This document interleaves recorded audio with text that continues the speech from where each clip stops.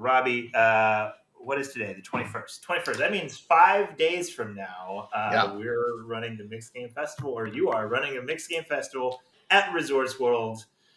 Are you excited? Is it sinking in? It's starting to, yeah, because like I'm supposed to be on a plane 24 hours from now, and it's a long plane ride. So like the plane ride is very much the start of the journey. So like once I get to the airport, it's like okay, like this is seeming real, and I just took out my luggage today, so I'll be packing it tomorrow. So definitely starting to seem real, and like all of the planning and promotion that I've done over the last few weeks and couple months is like okay, this is really happening now. So. It's crunch time, but it's also the most exciting time, like a crescendo. And this is what iteration of the Mixed Game Festival? This is number 6. Yeah, so this is our 4th time at Resorts World, and our 6th since I think the first one was October 2021. So like 2021, we had one. Last year, 2022, we had 2, and then this year, this will be our 3rd one. It's pretty cool. I maybe this is just recency bias, but I feel like I've seen more in the poker world news media about this one than I can remember for ones in the past. But maybe that's just recency bias. Do you feel like it's getting even more popular as each event rolls around? So I don't know if this is like an official term, but I believe in snowball marketing. Like when you want to put like that snowball together, the first bits of it is hard. Like you have to get it to stick together. Once it starts rolling down the hill, it gains that momentum. So, it's typical to say, oh, the 6th one's going to be better than the 5th, and the 5th better than the 4th. But the fact is, after having done this for 5 times, I'm much better at hosting. We've fine tuned the event to really run on all cylinders. And people who've been before know what to expect. People who haven't been before have seen reporting of it and stuff on social media and have heard from people who were there and hopefully want to come. So it really is a natural progression. And I don't know if it's recency bias necessarily, but more of like, yeah, this is a known thing. When this idea of a mixed game festival first started, the first time, the second time, what is this? This is not like a normal poker type of tournament festival series or whatever. It's lots of cash games. So like now that we've done it so much, so many times, I think it's more of a known entity, and the fact that people are talking about it is a good thing. Publicity is good publicity. Well, so take me back to before it was this known thing, back to October 21. Like, what was the seed that sparked this? Is it all from your brain? Did you collaborate? Like, what turned it from an idea to an actual reality? Sure. So I could go very far back to the original origin story. I did this. I'll give you the real meat here.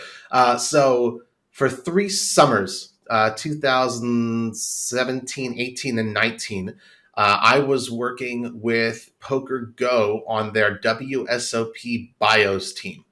So 3 summers, and I was already independent, self-employed. So this was like something extra that I did. They hired me for 2 weeks during the main event for 3 consecutive summers. And it was great, and I learned a lot, and it was an amazing experience to be right in the heart of it all.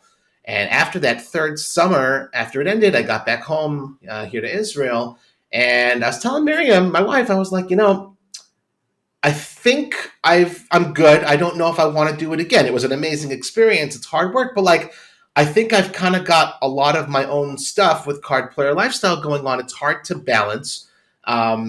So I think that might be my last summer doing it. And she's like, aha, okay, well, you better figure out a way to make some money so that you can go back next summer. So that was the original spark. Just being very frank of like, it's not like I live close by driving distance or a domestic flight.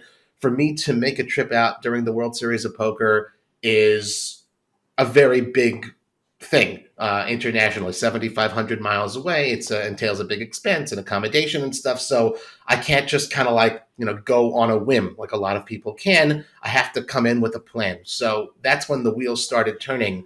Okay, what is it that I can do? What could I put together? How could I create something that might generate some revenue for me? And at that time, I was thinking, well, what do you like to do? You're independent, you're self-employed, do something you want to do. And I was like, well, I love playing mixed games. And some of the funnest times I've had in Las Vegas was when, some media folks get together and we play like a 4-8 mix. Like literally, like I found myself screaming at the top of my lungs at 3:45 in the morning at Caesar's Palace saying, oh, I love poker right next to the sports book. And because we're the only table in there and we're just having the best time. And I was like, okay, so why, let's do something with this mixed game, like a meetup or whatever. And prior to that, I had said, okay, maybe with like, a couple weeks of notice, we'll do like a 2-table, before meetup games were really a thing, but it was something like a meetup game. And I was like, okay, maybe we'll get like some pizza. So I have some friends at Poker Stars, and I asked them, I was like, oh, maybe you guys would like sponsor the pizza. I didn't want to be out of pocket for like, 100, $150 for 2 tables of people. So like, oh, we're going to do more. We want to give you like UFC tickets and we'll give you like vouchers to the Star Store. And I was like, oh, wow, amazing, right? Now, having that knowledge, and it was basically like putting everything together, all these pieces of a puzzle of like, okay, I like mixed games. A lot of people do, not just these media people, like home games all across the USA, all across the world. That's, dealer's choice, pass the trash, baseball, threes and nines or what, all these kind of crazy games. There's got to be a home for it. And that doesn't really exist in the poker world. Maybe I can create something. And wait a minute, you have big companies like a Poker Stars who would want to sponsor it.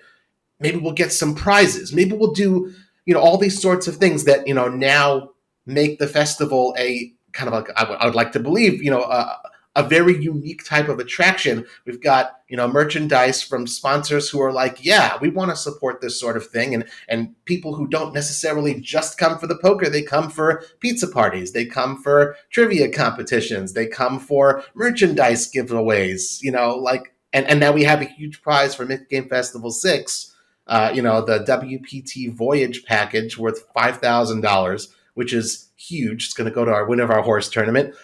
All those sorts of things, long-winded answer, like I said, all those sorts of things, those sort of came together originally, and I took a shot in the dark for that first one. Back in October 2021, I got very lucky because poker, this was right after the pandemic. It was supposed to be announced March 2020. I held off announcing it, and then like the world shut down. So I was like, okay, I'm holding on to this. And PokerStars said, oh, we want to have a platinum pass. We'll give you the giveaway. And 18 months later, finally it happened. And that was the first platinum pass to be given out in a year and a half. So that, luckily for me and for the event, attracted that much more additional attention and made this like, oh, what's this all about? And I learned a ton from that first one over at Westgate.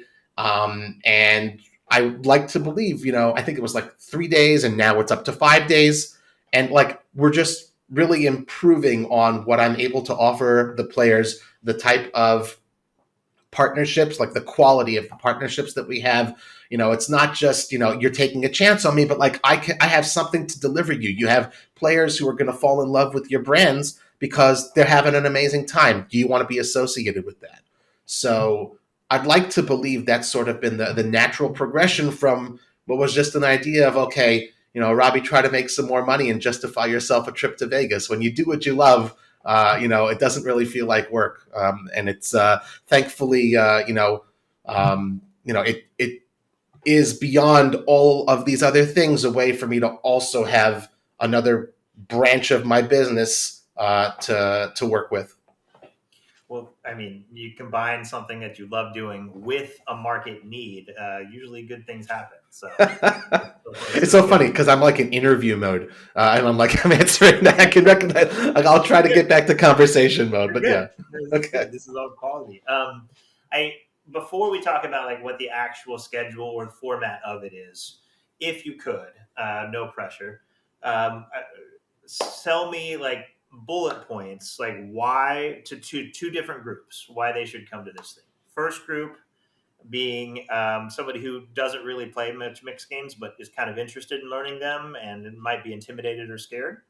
And the second group being seasoned mixed game players who really enjoy the mixed game. So how would sure. you how would you pitch this festival to both of those groups if they haven't been before? Okay, so to the first group, Hold'em, might be the Cadillac of poker, but Cadillacs get old and dusty after a while. It's nice to try out a new car or lots of different cars. Poker is much more than just Hold'em. It's much more than just PLO. And I get that those games are, just take 5 minutes to learn and a lifetime to master. But like, there's so much more to poker, and there's so many more games that are also poker and so much fun. And you change your game every orbit, and it keeps you on your toes. It's not as boring. Beyond just the game variety, there's also the idea that all of the games we play, they're fixed limit. So to beginners, to folks who are just scared of like, okay, I'm going to go there, like my no limit hold'em, I'll take my $100, $200, $300, and I might lose it in an instant. That doesn't happen. That just does not happen at fixed limit dealer's choice tables. You're playing 4-8, sometimes 8-16. You can sit on $200, $300, $400 all day long and have an amazing time. And you'll be learning the games. And because everyone is kind of, there to enjoy themselves, no one's coming to Mixed Game Festival to make coin. You know what I mean? Like, you're coming to have a good time. And of course, you don't want to lose. But if you lose, it's not that big a deal. You lose a little bit, but you had an amazing time. So when you come to the tables, it's not like anyone's going to look at you and scare you off or anything and say, no, come, please sit down, join us. You don't understand a game? We'll help you. We'll explain it to you. Then they'll be like, oh, I only understand stud games and I don't really know draw games. No problem. Sit down. We'll help you out. It's a really convivial type of vibe. And it's, it is a community in some ways, because if you like mixed games, you'll like everyone else who likes mixed games. That's just sort of the way it is. So if you've never tried it before, this is the easiest and least intimidating way to get your feet wet. It's not going to cost you a lot of money. You're going to have a great time. You're not going to be, scared off. You're not going to lose everything in an instant. You're going to be around people having a great time. And plus all that other stuff. You can get merch and pizza and just, have an enjoyable time talking to people who aren't just sitting there, I don't want to use the word, but like robots and just, waiting for their spot for 7 hours before they play a hand. So that's that group. To the seasoned mixed game folks, again, if you want to make coin, there are plenty of higher stakes games to play, tables to play at, and also, tournaments. We've got a couple tournaments. It's meant for low stakes. It's like almost like the entire atmosphere of the festival is designed for joy rather than money making. So that should just sort of be aware of what you're getting into. With that said, there are, of course, opportunities to win big stuff. The biggest being, like I mentioned, the WPT Voyage prize package. You sit down and you play a $260 horse tournament. And besides what's likely to be a $20K prize pool, likely, based on expectations, you're also going to have the $5,000 prize package, a cruise for two for 7 days, including an $1,100 WPT Prime seat. That's nothing to sneeze at. That's something really cool to be gunning for. So, and you'll find mixed game players of all types. Usually, if you're looking for a mixed game and you like it, maybe there's one running. Maybe, if you're lucky, in one place, right? And if you're in Vegas, okay? If you're in South Florida, maybe. So if you love mixed games, maybe you have it in your home game once a week.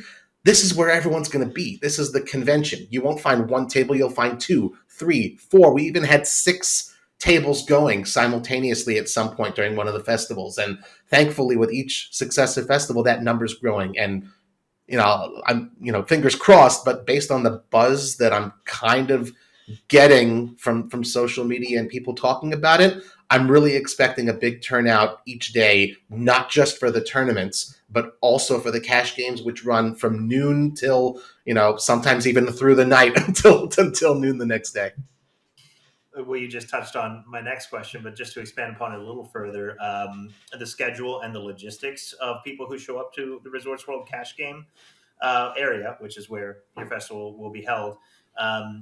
Starting at noon, I heard you say, is that going to be the schedule for every day, that they can expect cash games starting at noon in addition to other festivities? And then secondly, the stakes that are going to be offered and the games that are going to be offered within said stakes? How are those decided, and are they presets?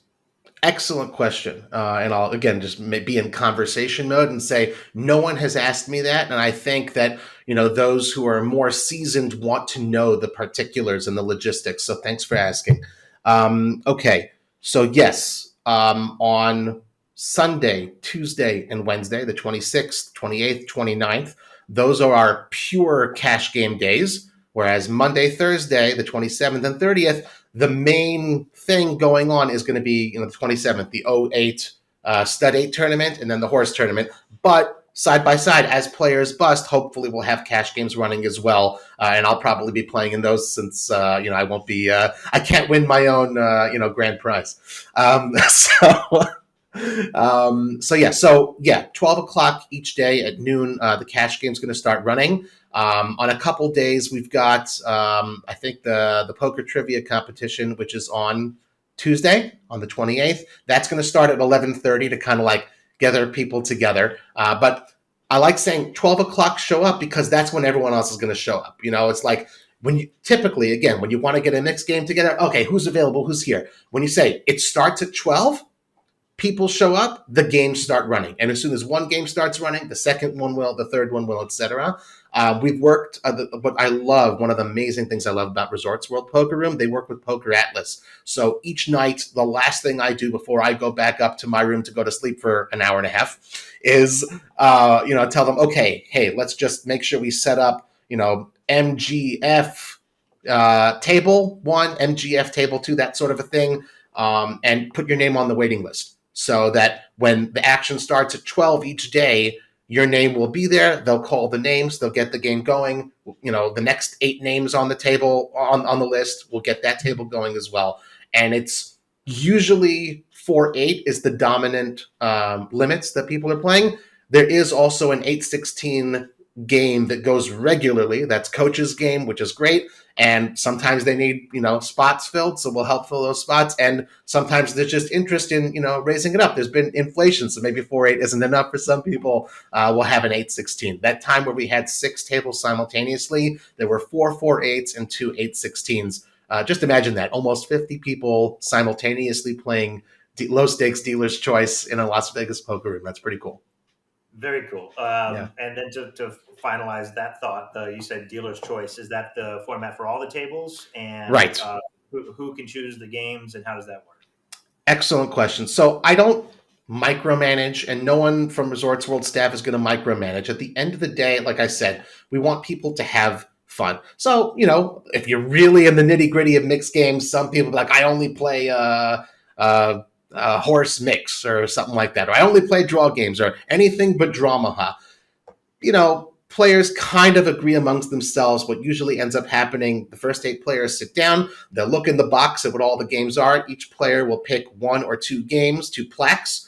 You shuffle them all together, and you end up with anywhere between like a 8 to 15, 8 to 20 game mix that ends up being played at that table.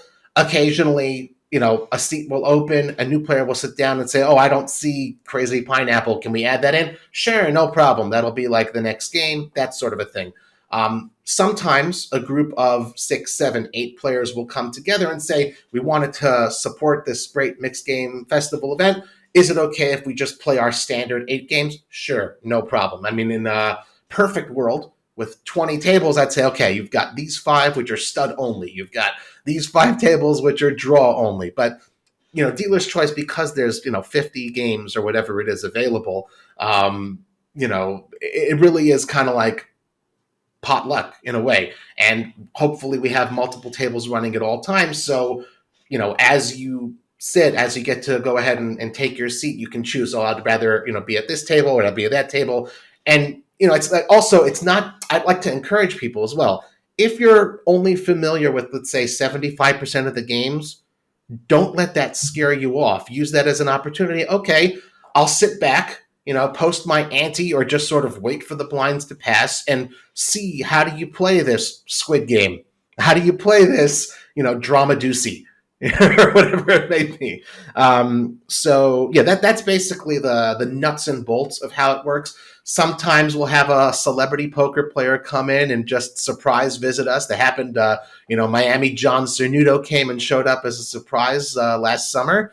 And, someone was like, oh, I got to play with Miami John. And, ask, maybe there's going to be a player say, hey, would you switch tables with me? That sort of a thing.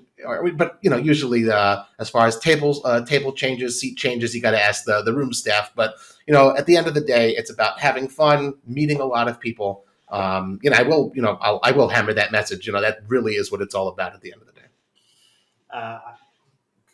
I think there's one more thing I want to talk about before I let Sure. you go, and that is kind of your passion preference for the mixed games. Okay. I was reading a thread on Twitter, I believe, and I saw a hashtag that said "Call Raz on Robbie." Tell me what that's about, and does that relate to what your favorite or least favorite mixed games are? Do you want the real answer? Okay. So my good friend Chad McVean, Wiener85 on X, on that platform, I think he just overheard me one time when Raz came up moaning like, oh, Raz. And like that has kind of taken on a life of its own. And I kind of like roll with it. I don't hate the game. It's certainly not my favorite game, but I don't hate the game. It's just kind of fun. It's kind of like you said, when a community sort of builds, the sixth time that we're having this mixed game festival, people who've attended before, oh, Robbie's coming to the table, call Raz. It's just a thing. And that's fine. And, little secret, I win more than I lose at Raz, pending what kind of cards I end up getting. But, I know when to fold them as well. My favorite mix, actually, I enjoy like a deuce 7 triple draw, Badesi Badusi. I enjoy all the Dramahas. I enjoy stud 8. I'm not as much of a, I definitely don't do PLO as much, but like the flop type games, because we just have so much practice with that. It's those other ones where we don't get the reps in as much. That's, kind of like my, what's the word? My wheelhouse. Sure. Because I get the wheel all the time. All right. So tell me about some of the people who have been here in the past, who have shown up to this festival that we might or might not see again. So one of the things that, seasoned regular mixed game players, as well as just, the Rex, and then, first timers, the beginners of mixed games, also kind of love. It's kind of unique to our festivals. We're very fortunate. We've had a lot of support from some very, very well-known, accomplished pros who just kind of show up. Again, they're not there because they went busto and they got to build their bankrolls from 4-8. They're there because they also want to grow mixed games. We've had like poker Hall of Famers like Linda Johnson, Eli Elezra have shown up in support. Ali Najad has shown up. He's a regular in that room, but he'll come and play at the 4-8. Brian Hastings has come. Greg Raymer has come. I'm blanking. The great Jeff Platt has come and supported us. Ari Engel, Miami John, Cernuto. Bracelet winners galore. Dylan Lindy, Nathan Gamble, just, a whole bunch of names popping into my head. And it's amazing that they've all come. And what's also super cool, typically, most poker you think of, oh, maybe I'll get to sit next to a pro I've seen on TV in the main event or something like that. They're playing 4-8. You can sit with your $100 or $200 and you get to play with like a main event champion or a multi-time bracelet winner or a Hall of Famer. Norman Chad even Norman Chad. He might give you a starburst, right? So that's great. And one thing I can tell, so I don't know exactly who's going to show up this time, but that's who's shown up in the past. What I do know, 2 specific people who will be showing up this time, and that's something people will definitely be looking forward to on Thursday for our $260 horse tournament. Tony Dunst is going to be doing the shuffle up and deal, and he'll maybe he'll even mix it up in a cash game. I don't know. I know he won't be playing the tournament, but he'll definitely be there and do a little meeting and greeting. And for the final table, and to do the presentation, I'll say in a second, Matt Savage will be there. And he will be sort of kind of like introducing everyone who makes the final table of 8 and being in the winner's photo, when it's going to be a nice cardboard cutout that we've got. Hey, you've won the $5,000 Virgin Voyages WPT cruise packages, the WPT voyage package, and I'm gonna do that one more time. Just got it. Hey, you've won the $5,000 WPT voyage cruise packages with Virgin Voyages, and that'll just be super cool. So it's like that WPT glitz glamour type of showmanship is very fun, and I'm glad that we get to add that to Mixed Game Festival 6.